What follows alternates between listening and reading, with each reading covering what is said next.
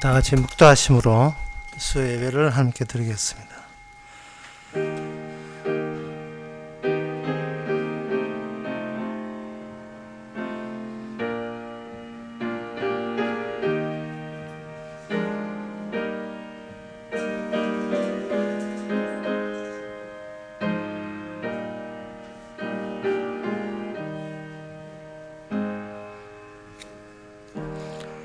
내 영혼을 옥에서 이끌어내서 주의 이름을 감사케 하소서.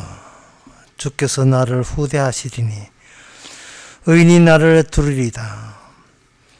하나님 아버지, 이 세상 자체가 지옥인 것을 저희들이 몰랐습니다. 그냥 세상 살면 되는 일이 되는 줄 알았습니다. 건짐을 받아야 될 세계를 좋아하지 않게 하여 주시옵소서. 예수님의 이름으로 기도합나이다. 아멘. 찬송가 394장 합시다.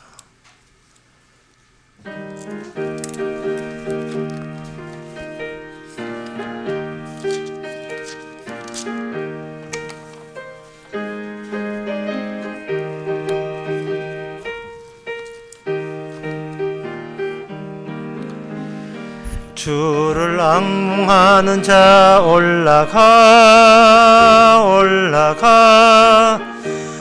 독수리같이 모든 싸움 이기고 근심 걱정 벗은 후 올라가 독수리같이 주 앙몽하는 자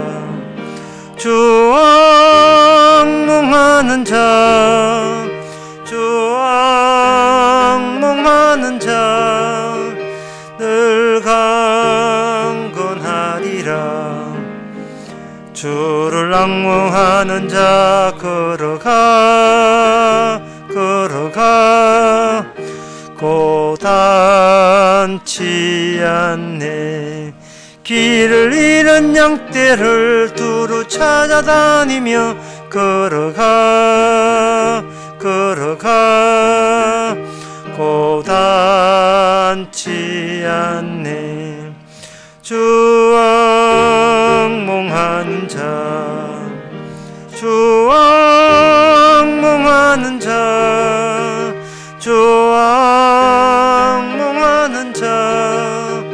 늘 강건하리라. 주를 앙몽하는 자 올라가 독수리같이 은혜 안에 뛰놀며 주의 영광 보리라. 올라가 독수리같이 주 앙몽하는 자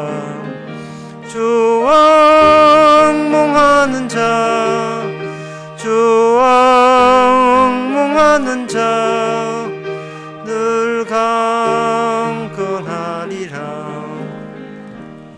이 시간 다 함께 기도하실 때 기도 제목은 자신의 성과와 공적을 내세우게 되면 그것은 자기 안에 사랑이 없다는 뜻입니다.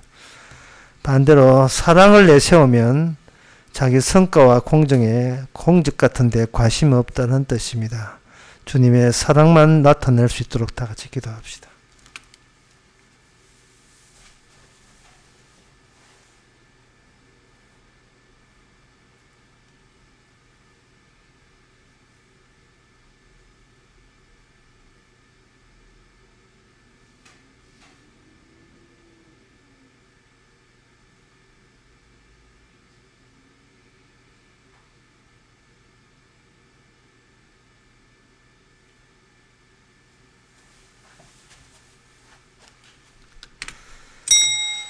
하나님 아버지, 각자 자기 것 내세우기를 경쟁하듯이 내뿜는 그런 세계 속에 우리가 놓여 있습니다. 우리 각자가 내놓을 것이 없으면 기가 죽고 사람한테 패배의식을 갈 수밖에 없는 그런 식으로 유도하는 세상에서 저희들 주의 사랑만이 자랑하고 감사할 수 있는 저희들 되게 하옵소서. 예수님 이름으로 기도합니다.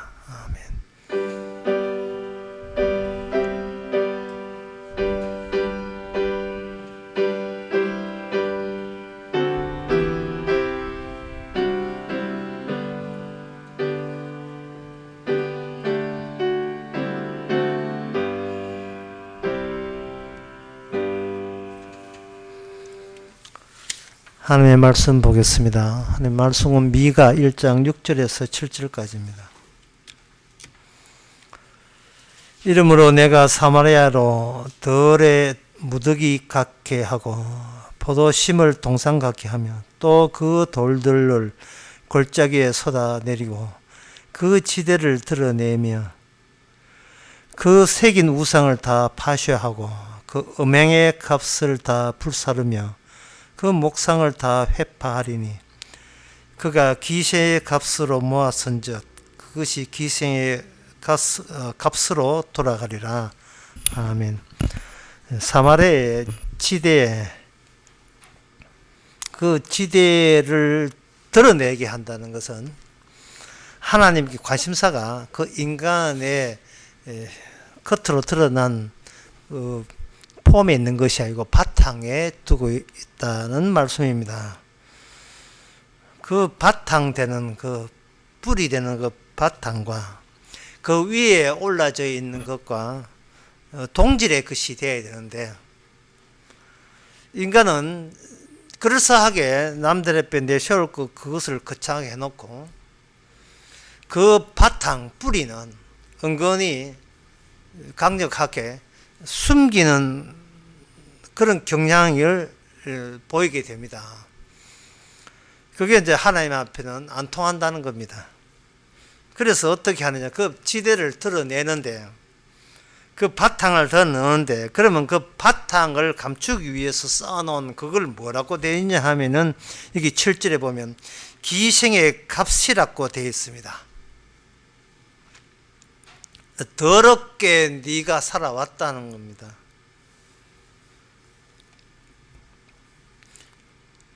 근데 그 기생의 그 값에 대해서 7절에 그 내용이 나옵니다. 그 새긴 우상을 다 파쇄하고 그 음행의 값을 다 불사르고 그 목상을 다 회파하리라. 기생의 값으로 그 수립한 너희들의 그 내세울 것은 그것은 마치 뭐하거냐 하면 너희에게 우상이 되었었다고 이야기합니다. 하나님께서는 바탕을 보시고 하나님께서는 우리의 뿌리를 주목하는데 인간들은 그럴싸한 다른 근본만 이렇게 드러낼 때에 하나님께서는 그것이 너희에게 우상으로 그렇게 간주되어서 하나님 보시기에 너희들은 그걸 신처럼 간주되어서 거기에 인생을 매진했다. 그렇게 보고 있습니다. 그래서 하나님께서 이러한 그 지적은 이게 다른 민족한테는 이런 지적을 하지 않고 이게 바로 미가가 이스라엘의 선지자예요. 선지자로 하여금 이런 지적을 받는다는 것은 결국은 하나님으로부터 미리 연락받은 일이라 이렇게 생각하시면 좋습니다. 선지자가 와가지고 너 이렇게 문제 있다고 한다면 결국 인생을 우리가 살아가면서 하나님 앞에 지적받는 것을 미리 연락받은 거예요. 그러니까 지적받은 것에 대해서 섭섭해할 것이 아니고 하나님부터 미리 연락을 받았다는 이 사실이 이게 놀라운 복입니다. 이는 선지자의 말에 귀 기울이고 선지자의 말씀에 관심이 있다는 것은 그 사람이 하나님의 백성이라는 뜻이에요. 어떻게 잔소리를 듣든 비난을 듣든 간에 그 하나님의 음성이 하나님의 음성으로 들려진다는 것은 그 사람은 이미 하나님으로부터 구원받았다, 살았다고 이야기할 수 있습니다. 구원받았기 때문에 하나님이 그 사람을 사랑하기 때문에 미리 연락을 줬고 그 하나님의 말씀 안에서 하나님과 더불어 함께 있는 겁니다. 그래서 이러한 이스라엘의 그 이방 민족과 다른 이 특징들을 보게 되게 되면 어디서 감사해야 되는가가 드러나죠. 지적받을 수 있는 대상이 된다는 것에 대해서 우리는 마음껏 하나님께 감사해야 됩니다. 일단 감사하고 그 다음에 지적을 받으시면 됩니다. 고맙습니다. 때려주세요. 뭐 이렇게 되면 된다 이 말이에요. 그래서 이런 말씀을 듣게 되면 하나님께서 그 지적하는 내용이 거기 우상 또는 기생의 값을 이렇게 되어 있는데, 이 우상이라 하는 것은 다른 민족들이 섬기는 신을 우상이라고 이야기합니다. 그렇기 때문에 지금까지 그 말씀드린 것을 하면 간단히 정리하면 이렇습니다. 이렇게 묻는 거예요. 너희는 너희의 관심사는 어디에 있느냐고 묻는 겁니다. 너희의 관심사는. 하나님이 우리를 지적을 하든 때리든 우리가 하나님의 말씀에 관심이 있다는 것 자체가 아무리 하나님한테 얻어맞아도 이미 그거는 구원받은 상태에서 얻어맞는 거기 때문에 이거는 축복이 되는 겁니다.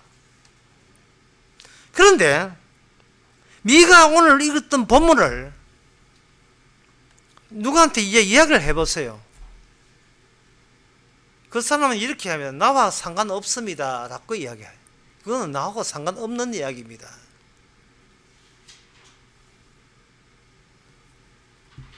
그래서 그 바로가 애굽의 바로가 하는 유명한 말이 있어요. 그런데 세상의 정체를 단순하게 단촐하게 줄여서 한 이야기일 수 있는데, 그 바로가 모세한테 이렇게 이야기했습니다. 여호와가 누구지?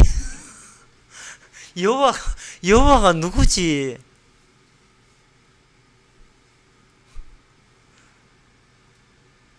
그러면 우리는 그렇게 이야기할 수 있어요. 그러면 바로 당신은 평소에 관심사가 어디, 이렇게 당신의 관심사가 어디 있느냐라고 물을 수 있습니다. 관심이 내가 얼마나 하나님께 얻어맞고 뭐 지적을 받고 잔소리 듣고 그게 중요한 것이 아니고, 관심이 주의 말씀에 관심이 없고 복음에 관심이 없으면 그거는 이다입니다. 그리고 그걸 오늘 본문대로 하면 그게 바로 창기, 기생이에요.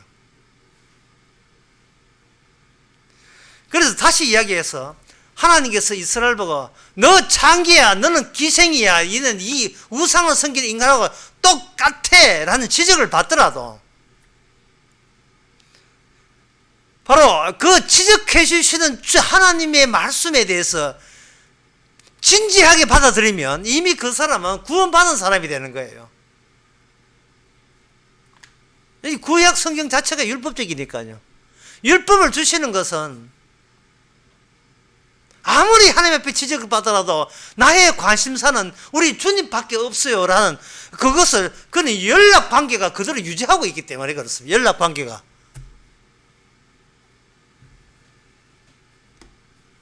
그래, 이 미가에서 아무리 이스라엘 백성을 욕설을 해도 미가를 선지자라고 인정한다는 것, 그거는 하나님의 말씀에 관심이 있다는 겁니다. 그리고 나의 바탕과 나의 뿌리는 아무리 내가 이 땅에서 주의 말씀대로 살지 않더라도 이 뿌리와 바탕 자체는 하나님의 연락체제가 원활하게 유지되고 있다는 뜻이에요. 궁극적으로 관심사가 세상이 아니고 하나님의 복음이고 말씀에 가 있는 사람, 하나님의 하시는 일에 가 있는 사람, 바로 그 사람은 성도입니다. 성도이기 때문에 이러한 미가 선지자가 아주 차가운 그러한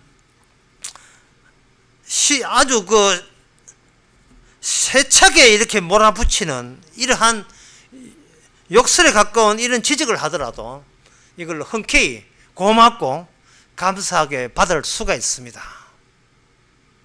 자, 그러니 일단은 우리가 이런 지적을 고맙게 여기는 그런 마음이 있다고 치고, 예, 고맙습니다. 오늘 지적해 주셔서 하는 마음이 있다 치고, 그렇다면 오늘 이 미가 지적한 내용을 한번 들어가 봐야 돼요.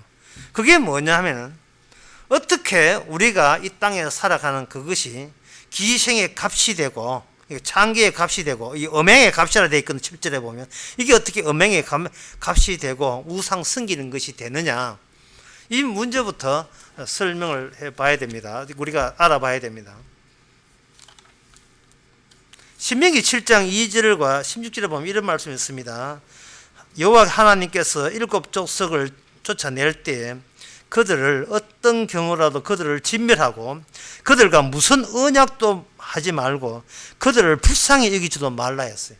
이게 바로 이스라엘 빼놓고 나머지 모든 민족에 대한 하나님의 정확한 마음의 태도입니다. 이걸 이스라엘한테 이야기를 했거든요. 하나님의 안목으로 보자 이 말이죠. 우리 같은 인간끼리 친하게 되자, 이런 거 말고, 우리 인간의 안목 말고 하나님의 안목, 그리고 하나님의 시선이 바탕이 될 때 그것이 이스라엘이거든요. 우리 뿌리가 될 때 그들과 혼인하지 말고 그의 딸을 3절에 보면 그의 딸 아들에게 주지 말고 아예 그 상종도 하지 말고 진멸해 버리라는 겁니다. 16절에 보게 되면 그 신명기 7장 16절, 방금 2절 3절 했고요. 신명기 7장 16절에 보면 내 하나님 여호와께서 내게 붙이신 모든 민족을 내 앞에 긍휼히 보지 말고 진멸하고 그 신을 섬기지 말라. 그것은 내게 올무가 되리라 돼.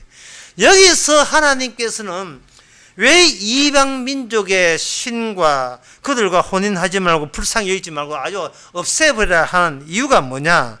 내게 올무가 된다는 바로 이 점에 있습니다. 올무가 된다. 그 올무가 된다는 말은 이스라엘 빼놓고 다른 민족들은 다른 방식으로 이 세상을 살아가고 있는데 그 방식이 하나님 마음에 들지 않고 하나님 앞에서는 불쌍히 여기면 받을 대상도 안 되는 진멸의 이유가 되는 겁니다. 이방 민족은 어떻게 인생을 살아가는가? 거기서 이제 기생이란 말, 기생의 값, 거기 같은 뜻으로 그것의 우상 섬김으로 이렇게 보는데, 이미 그 신명기 23장 16절에도 창기의 번동과 개 같은 자의 소득은 아무 선한 일이든지 하나님 여호와 앞에 가져오지 말라. 이 둘은 여호와 앞에서 가정한 것이라. 창녀가 번 돈은 하나님 앞에 헌금하지 말아야 돼. 하나님 앞에 제물로 드리지 말라는 거예요. 그리고 창녀의 돈도 그렇고 그 다음에 무슨 돈이냐? 개 같은 자의 소득. 개 같은 자의 소득은 하나님의 전에 가져오지 마라.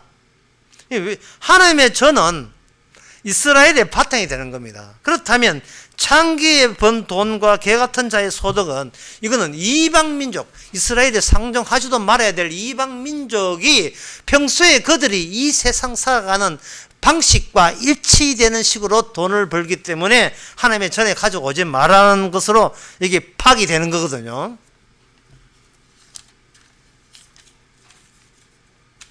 자, 그렇다면 도대체 이방 민족은 도대체 세상을 어떤 식으로 살아가는가? 그거는 이방 민족과 이스라엘이 옆에 나란히 대조하고 비교하고 대비해보면 확 드러납니다. 잠언서 2장 16절 19절에 보면 이런 말씀 나옵니다.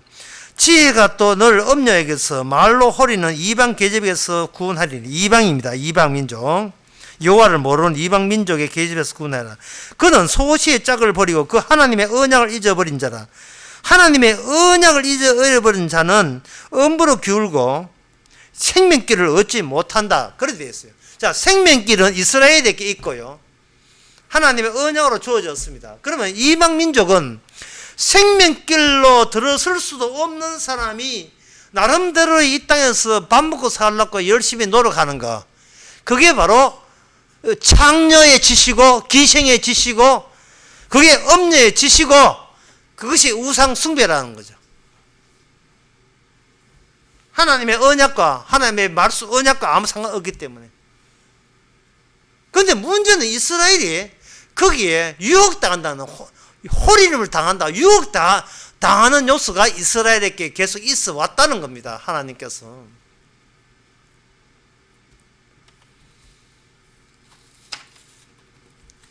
그렇다면 좀 더 이 구체적으로 생각할 필요가 있어요.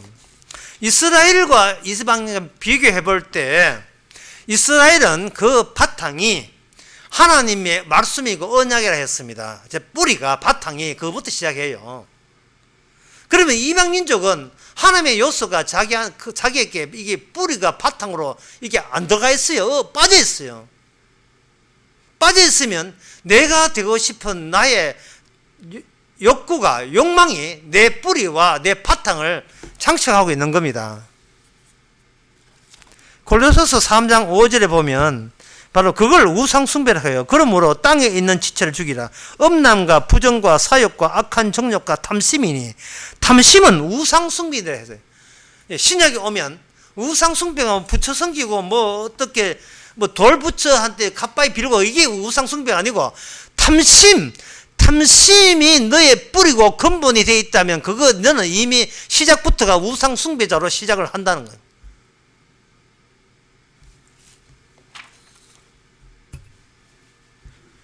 그 사실을 이스라엘이 없다고 치고요. 이스라엘이 이 땅에 없다고 치고 이방 민족들 밖에만 있다면 인간이 자기가 되고 싶은 욕심과 탐심, 욕망으로 살아가는 이것이 아무런 허물이 되지 않아요.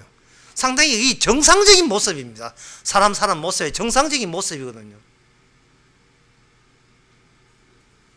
그래서 그게 바로 온 이스라엘 빼놓고 온 나머지 모든 민족에 이게 오염되었고 전염되었던 겁니다. 이스라엘 오기 전까지는 내가 내 욕심대로 내 욕망대로 욕구대로 살아가는 게 이게 뭐가 나쁘냐 하는 거예요. 이스라엘 오기 전까지는 그렇습니다. 근데 이스라엘에 오게 되면 이스라엘에 누가 있느냐 하면 하나님의 이름이 있고 하나님의 언약이 함께 있습니다. 그 하나님의 언약이 완성된 분이 바로 예수님이고요. 그 예수님이 이 땅에 나타났을 때 사람들은 예수님을 그분을 죽여서 없애버렸어요. 그러면 이 말은 뭐냐 하면 이 우상, 예수님이 왔습니다만 예수님이 와야 그들이 우상으로 드러나는데 그들은 예수님을 죽임으로 말미암아 자기가 거짓된 신을 섬긴다. 내 욕구에 맞는 신을 내가 선택한다. 이게 이게 뭐가 잘못됐느냐. 내가 섬기고 신을 내가 마음대로 선택한데 이건 내 마음이고 내 욕망인데 그게 뭐가 잘못되었느냐 라고 따지는 이것이 죄인 줄을 모르는 거예요. 왜냐하면 죄냐 의를 판정하실 분을 심판주를 인간이 없애버렸기 때문에 그랬어요. 따라서 이 세상에는 한마디로 말해서 이 세상은 죄가 없습니다. 이 세상에는 죄라는 게 없어요. 다만 불안한 사람이 있고 재수 없는 사람이 있을 뿐이죠. 죄는 없고 진화만 있어요. 진보만 있고 발전만 있어요. 이 세상에 초등학교도 죄는 없고요. 고등학교도 없고 중학교도 없어요. 대학교 가도 없고요. 사회 직장에도 죄는 없어요. 발전 못하고 퇴보한 자가 죄인이에요. 그 집단과 그 가정과 사회에서 그 교회에서. 왜? 죄야 뭐냐를 따지는 분을 죽여버렸으니까요. 없애버렸으니까요. 온 천지가 이제 우상 천지가 잘 됐, 본격적으로 잘 됐습니다. 예수님이 제자 가운데서 바로 이런 사고방식을 했던 사람이 있어요. 예수님이 사단에 낳고 이야기했는데 그 사람이 가룟 유다입니다. 마태복음 27장 3절에서 5절에 보면 때에 예수를 판 유다가 그의 정죄됨을 보고 스스로 뉘우쳐 그 은 30을 대제사장들과 장로에게 도로 주어 가로되 내가 가로되 내가 무죄한 피를 팔고 죄를 범하였도다 하니 저희가 가로되 그것은 우리한테 무슨 상관이 있느냐 너가 당하라 하거늘 유다가 언을 성수에 던져 넣고 물러가서 스스로 목매어 죽은지라 되었어요. 여러분 이 말씀을 들으면 가룟 유다가 굉장히 양심적이에요. 내가 스승을 팔아먹다니 이거는 정말 내가 잘못한 것이다 하고 깨달아가지고 이 가룟 유다는 비록 자살하지만 천국에 아마 죽고 난 뒤에 천국에서 만날 수 있을 것이다 이게는 기대나 희망을 할 수 있는데 인간들이 심판주를 없애버렸으니까 그리고 심판주 없는 세상에서 누가 심판주냐 하면 자기가 자기를 심판해버려요. 선악지식을 하고 있으니까요. 그래서 가룟 유다는 선악지식에 준해서 내가 지은 죄는 내가 떠안고 떠나게 해달라는 겁니다.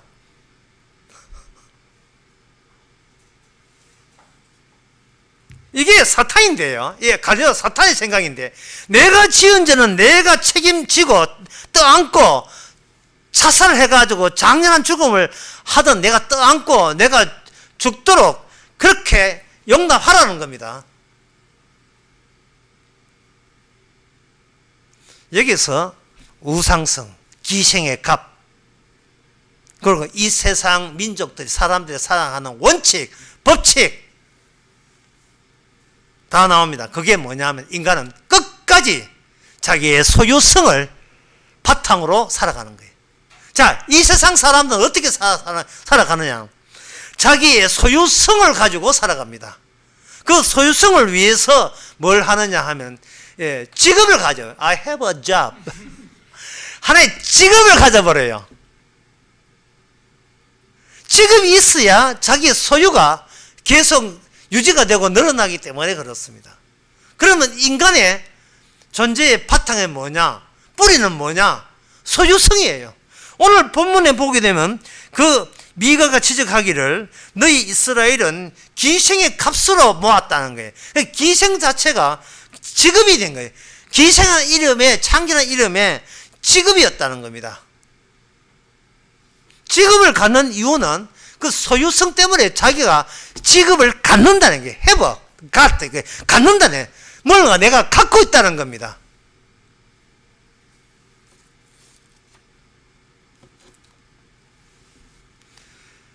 내가 가진 그것이 나의 나다움의 출발점이고 시작점이죠. 집에서 빈대빈대 놀면 식구들이 대부분 뭐라고 합니까? 나이 설이나 처먹고 이게 뭐고 네 오늘부로 집 나가라. 네가 굶어 죽지 나는 모른다. 네가 굶어 죽든지 뭐 얼어 죽든지 난 모르겠다. 네가 공부시키지만 공부했고 시켜줬고 네가 먹이줬는데 나도 이제 내 아빠 엄마 나 다 늙었다. 더 이상 네 뒷바라지 모아준다. 여보 이럴 때 설 쉬고 나가라. 설 쉬고 나가라. 그 다음에 좀 기붓고 있으면 추석 쉬고 나가라 하고 추석 쉬고 나가라 하면 그 다음에 설 쉬고 나가라. 이래가지고 한 15년 지나갑니다.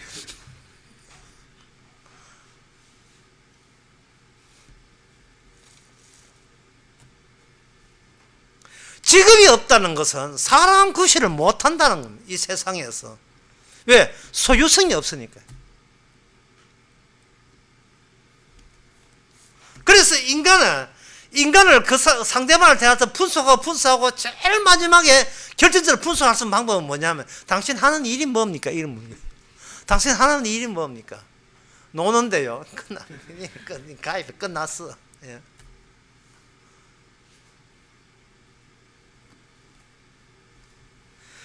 오늘 본문의 기생의 그 다음에 값이다. 값, 가치. 기생의 직업의 가치는 그 월급과 수입으로 결정되는 거예요. 그 직업의 가치는.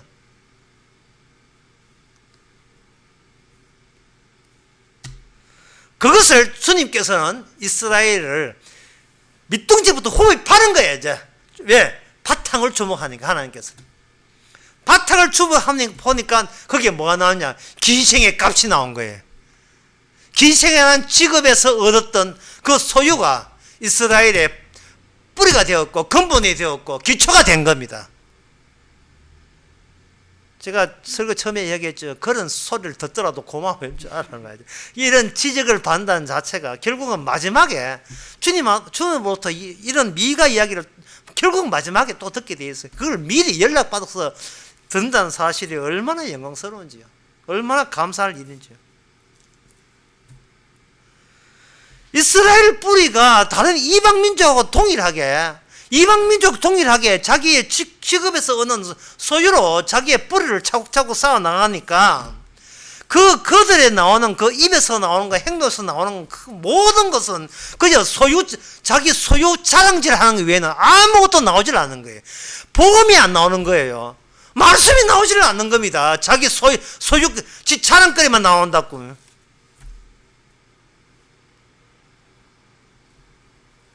결국 주님께서는 그런 식으로 살 것 같으면 이 하나님 계시는 약속의 땅에서 나가라 이 말이죠. 쉽게 말해서 이 기생은 얼쩡거리지 마라. 이 창기야, 창녀야, 이 기생아, 어디 하나님 거룩한 곳에 얼쩡거리고 해서 나가, 여기서 니하고 못 살아, 나가, 이 뜻이에요. 자기 소유를, 그게 인간이 자기 그 어떤 인식의 범위, 지식의 범위, 사고방식, 체계의 범위를 넓히지 못한 이유가 뭐냐? 자기의 소유성이 발목을 잡기 때문에 그렇습니다. 사고의 폭을 넓힐 수가 없어요.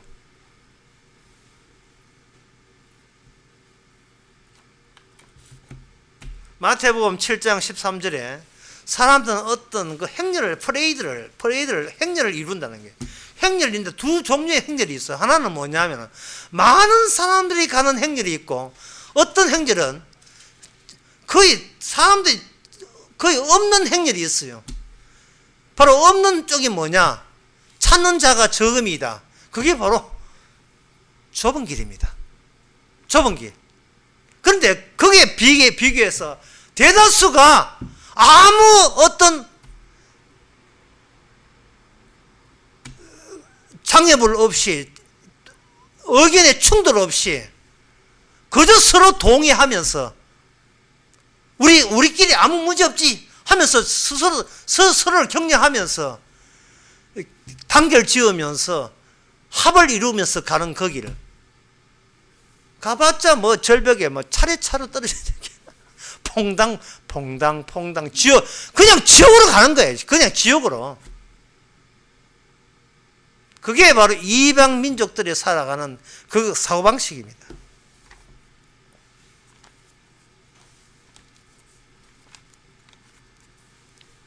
이스라엘 백성들은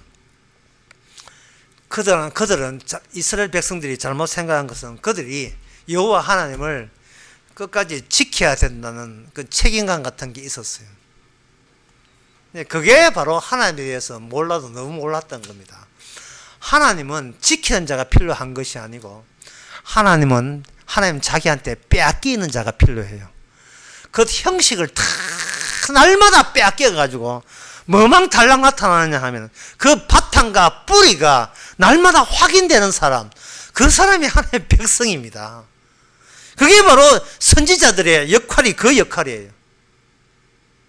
이 미가에서는 너희들이 기생의 값으로 살았기 때문에 나 그걸 뺏어버릴 테다. 그러면 네 뿌리가 드러날 거야. 네 뿌리는 뭐냐? 돌무더기야. 아무것도 없어. 왜?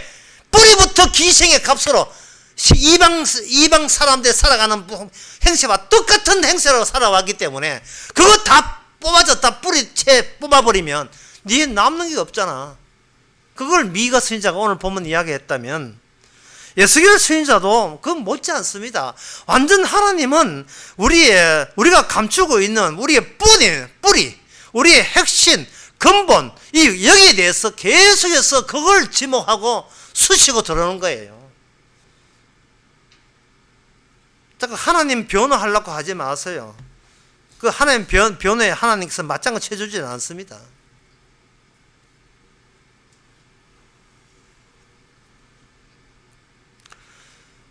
주님 자신이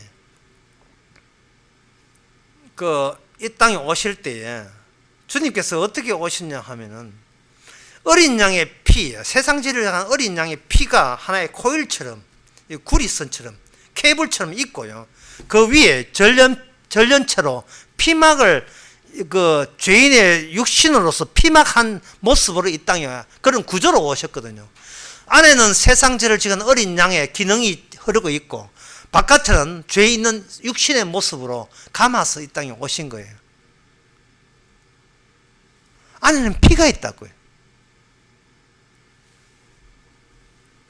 왜 그렇게 오셨냐 하면은, 인간의 내부에는 더러운 피가 흐르고 있어요. 인간이 나중에 죽어버리면 이게 무기물이 돼요. 오예배 끝에도 그런 이야기 했지만, 인간의 내부에는 아무것도 없어. 그냥 무기물, 흙이에요. 그 안에 하나님께서 주신 목숨이란 생명이란 피가 인간 속에 흐르고 있습니다.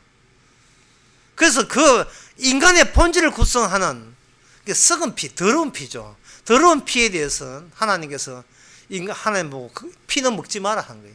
왜냐하면 피는 하나님의 손댈 문제예요. 어떻게 손대는가?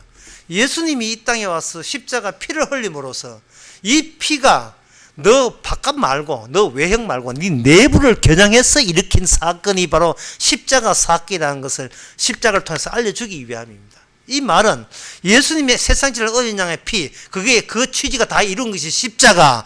그 십자가를 흘린 피는 우리의 중심과 우리의 뿌리와 바탕을 주목하시는 거예요. 마태복음 7장 끝에도 그런 말씀 나오죠. 홍수가 남에 모리에 지은 집은 무너지고 돌 위에 지은 집은 무너지지 않는다 하는 거죠. 그러면 홍수가 왜 일어나야 됩니까? 집이 얼마나 그럴싸하냐를 보는 게 아니에요. 뿌리가 모래인지 아니면 영원히 명하지 않는 그런 반석인지를 확인하기 위해서는 필히 하나님께서 무너뜨리는 일을 아니 할 수가 없어요. 결국은 그 근성으로 지어진 모든 것, 외형적인 것은 다 무너뜨립니다. 다시 이야기합니다. 그 하나님의 일관된 작업을 위해서 선지자를 보냈습니다. 그래서 제가 아까는 미가 이야기했고요. 지금 이야기하는 것은 뭐냐? 에스겔 선지자 이야기하려는 겁니다. 에스겔 선지자나 미가 선지자나 인간 이스라엘한테 그 핵심, 뿌리, 시초, 처음, 근본, 바탕, 그것을 주목해서 에스겔 16장 22절에는 이렇게 되어 있습니다. 너 어렸을 때에 벌거벗어 적신이었으며 피투성이 되어서 발짓하는 것을 기억지 아니하고 너가 모든 가정한 일과 음란을 행하였느니라. 너는 왜 네 주제 파악을 못하느냐? 너는 벌거벗었다. 근데 벌거벗은 데다가 누가 챙겨줬냐 하면은 하나님께서 챙겨준 거예요. 그것도 아름답게 하나님 보시기에 이쁘게 챙겨준 거예요. 그게 에스겔 16장 9절부터 쭉 나옵니다. 물로 씻어서 피를 없게 하고 기름 바르고 수놓은 옷을 입히고 친히 하나님께서 갓난 아이를 얼추 성장할 때까지 계속 아름다운 소녀로 아름다운 이쁜 딸로 키웠다 이 말입니다. 이스라엘을 시온의 딸로 보기 때문에 이쁜 신부로 보기 때문에 나중에 장차 하나님의 신부감이 되기 위해서 잘 키웠다 이 말입니다. 키웠는데 이 이스라엘이, 이 유다 나라가 옆에 나라한테 그만 휘둘리고 말았어요. 옆에 나라하고 간음을 해버린 겁니다.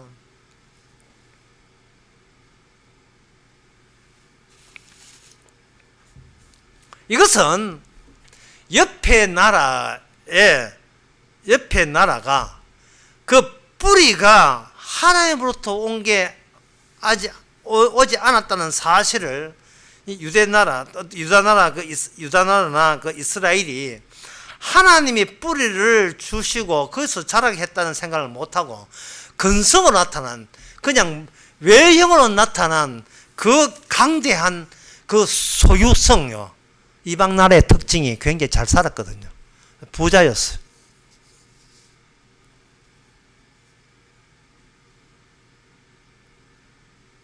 그래서 거기에 그 아수르, 갈대, 그 바벨론, 여기 그 에스겔 16장 27절, 29절 뭐 계속 나와요. 아수르 대제국입니다. 바벨론 대제국이에요. 소유가 많고, 소유가 많으면 권세가 관력이 센 거예요. 여기에 그만 현혹된 겁니다. 그런데 이방 나라의 특징은 뭐냐면 시금방지다는 거예요. 사람이 소유가 많아지게 되면 사람이 시금방져요. 그리고 이것이 또 오염되고 온 세상에 전염되는 겁니다.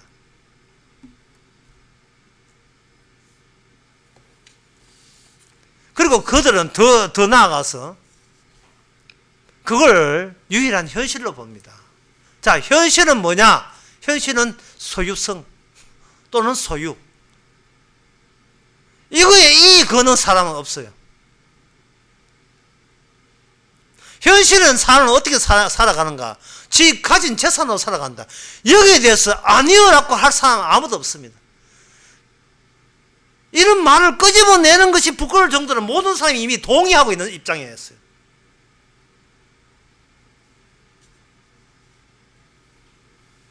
예수님께서 오실 때 죽으신 이유가 뭐냐 하면 그들의 뿌리와 근본을 지적하기 때문에 그렇습니다. 이 미가 선지자, 에스겔 선지자가 똑같아요. 너는 지금 너 유대나라, 너 이스라엘은 지금 하나님의 언약을 바탕으로 하지 않고 세상의 이방 나라와 다를 바 없는 그 소유성, 재산과 그 지 권세와 권력에 거기에 같이 합세되어 가지고 하나님이 우리에게 그런 식으로 복 줬다고 행하는 그것이 바로 너희들은 죄이다. 이거 지적했다고 그냥 죽여버린 겁니다. 그래서 이 선지자들은 그 인간이 갖고 있으면 인간에 있는 피막을 벗겨버려요. 그 안에 있는 케이블 나오죠. 그거 하수구 나오죠. 예, 거기 나오면 뭐 가스가 나오죠. 그 안을 지금 들여다보고 있는 겁니다. 그래서 그러다 보니까 오늘 미가의 본질이 뭐냐?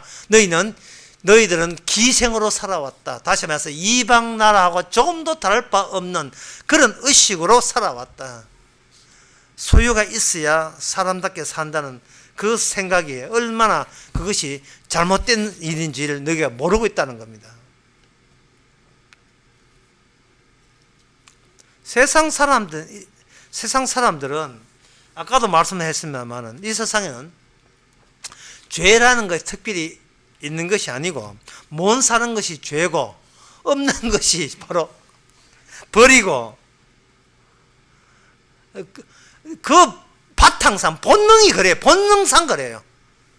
그래서 복음을 운운하면서 십자가하고 난 복음만 사랑하고 복음만 사랑합니다 라는 말을 여기 누가 하거든요. 어지가요 못 사는 말이다. 그렇게 일단 그렇게 의심하고 들어갔어요. 예, 거의 맞아요. 거의 맞습니다. 왜냐하면 사람이 잘 살게 되면 나면 내가 무슨 자랑할 거 있어. 뭐 집에 내 집 있는 거 외에는 뭐 별로 자랑할 것도 없고. 요새 뭐 하나 사줘가 너가 그냥 뭐 차 타고 다니니까 엄마는 나이도 많은데 뭐 몸도 힘든데 차나 이거 하나 타야 되지 않습니까? 해가지고 사준 게 뭐 벤츠 사주고 뭐 이렇게 나 안 받으려고 했는데. 그러니까 이야기거리 있잖아요. 화제거리가 그들과 대화가 통하려면 네 소유 끄집어내면 나도 소유 끄집어내는 거 외에는 할 말이 없다니까요. 이게 목사도 마찬가지예요. 요새 교회 뭐 부흥 아일랜드 부흥이 돼가지고 뭐 이 예배당 비잡아가지고 뭐 몇 명 오전 안 했어. 지난번 뭐 우리 전도사가 세어보니까 1250명 왔다는 거 뭐. 헌금 1년 헌금은 한 150억대 이거 조기종하고 막 조기종 전체하고 해서 막 먹어. 근데 이 부흥해야지 왜 땅까지 복음을 전해야 되니까 뭐 이런 이야기. 그냥 목사를 만나면 그 이야기 한다고요. 그래서 한 달 월급이 뭐 한 2천만 원 되고 그 이야기 한다고요.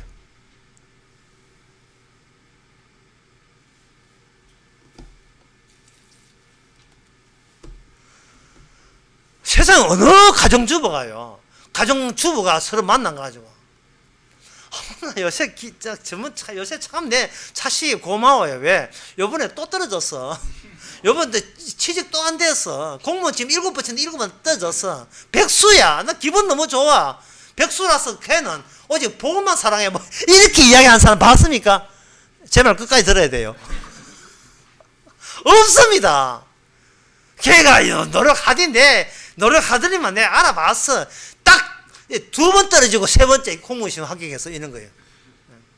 내가 뒷바지 얼마 하지도 않았어. 한 1억밖에 안 줬어. 근데 공무원 시험 됐어. 뭐 이런 거. 뭐 에듀윌인가 그거 해가지고 공무원 시험은 에듀윌 뭐 그거 해가 됐어 뭐 이런 식으로요. 내가 이제 하시는 나왔다.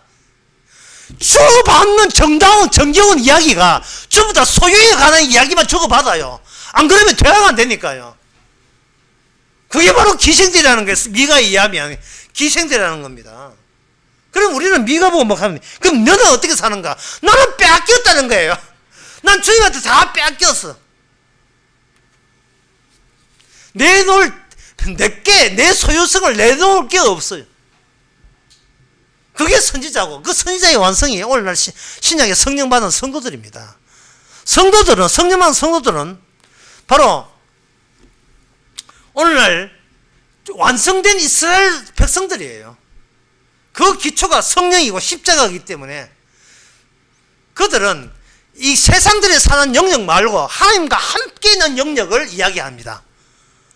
하나님의 뜻은 뭐냐? 하나님이 사는 영역과 인간들이 그렇고 그런 인간들이 사는 영역이 완전히 달라져야 된다는 것을 하나님께서는 끝까지 고집을 합니다. 그 차이점이 있어야 된다고요. 여러분들이 성도를 하면 주변 사람하고 한번 둘러보세요. 세상 주변 사람이 살아가는 그 모습과 여러분 자신의 사는 모습이 어떤 점에서 질적으로 차이 납니까? 뭐가 차이 납니까? 물었으니까 답변을 제가 해드려야죠. 나는 남 앞에 이야기할 때 내 자식 자랑, 내 돈 자랑, 직장 자랑, 여러 가지 건강 자랑 하는데 이게 바로 이게 내가 몰랐던 이게 바로 창기의 값이라는 것을 알게 되었어.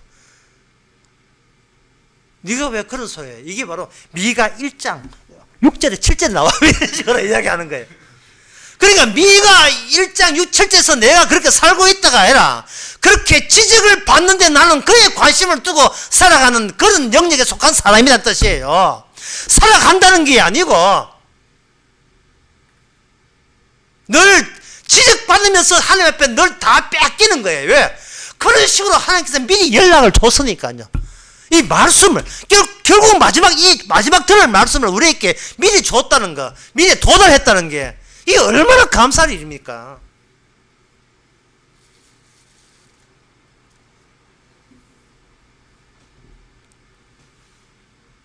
사람이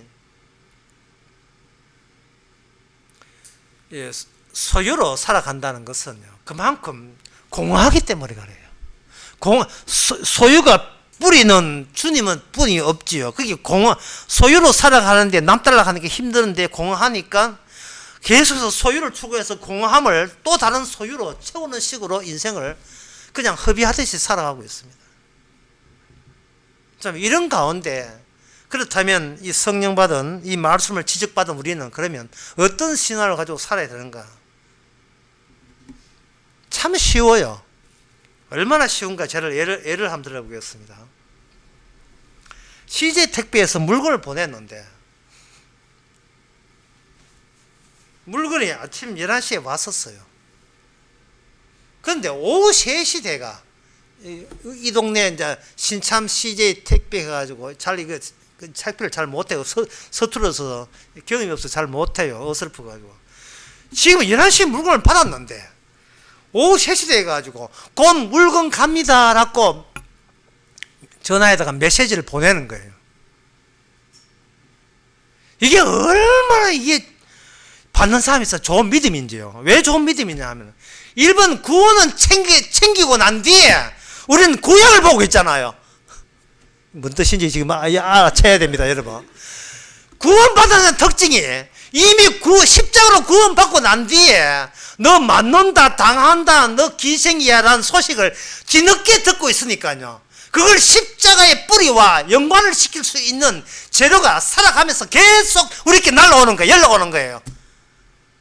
그러니까 이게 왜 쉬우냐 하면은 이미 받고 이미 구원을 받았을 걸 확인하는 이 신앙이 정말 참 쉽죠.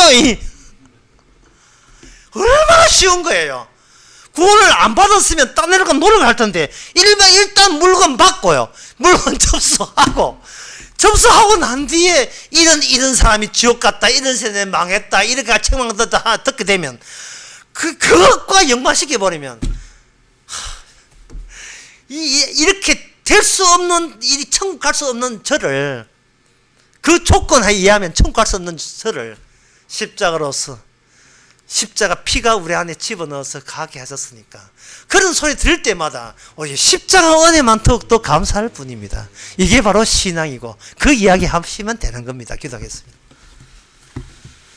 하나님 아버지, 참 미가가 지적한 대로 창기처럼 기생처럼 남하고 대화하며 살아가고 있습니다. 그러나 세리와 창기가 더 천국에 먼저 간다는 그 말씀을 새겨들으면서 이미 구원받은 자로서 왜 우리 힘으로 구원될 수 없는가를 더욱 깊이 깨닫게 하여 주시옵소서. 예수님의 이름으로 기도합나이다. 아멘.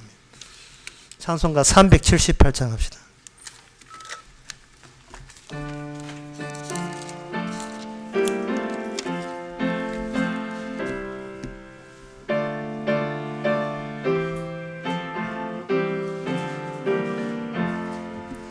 이전에 주님을 내가 몰라 영광의 주님을 비방했다. 지극한 그 은혜 내게 넘쳐 날 불러주시니 고마워라.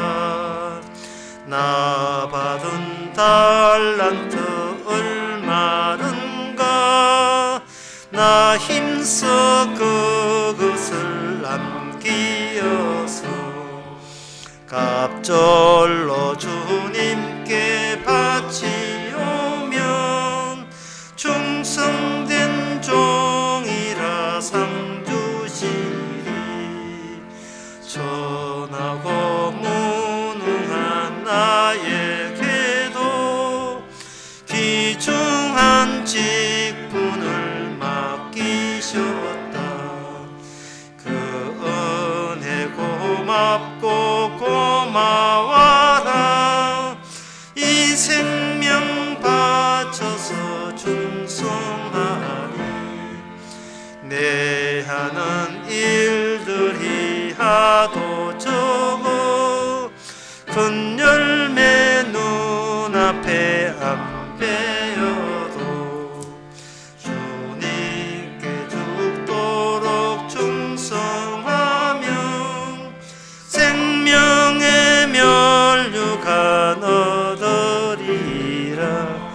기도합시다. 지금은 우리 주 예수 그리스도의 은혜와 하나님의 크신 사랑과 성령의 충만하심이 우리가 어떤 존재이기에 주께서 십자가로만 피로만 구원해야 되는지 더 깊이 있게 깨닫는 모든 성도에게 주의 이름으로 축원하나이다.